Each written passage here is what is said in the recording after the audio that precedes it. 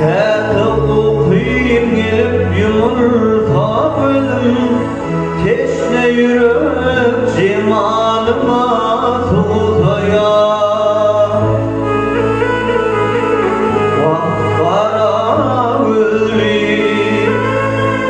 Kara gözlüm gönlüm seni kıytaya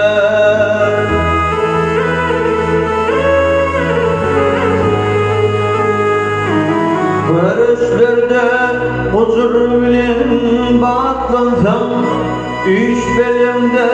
alkış bilen yatlansam Arzularım göğe kalıp şadlansam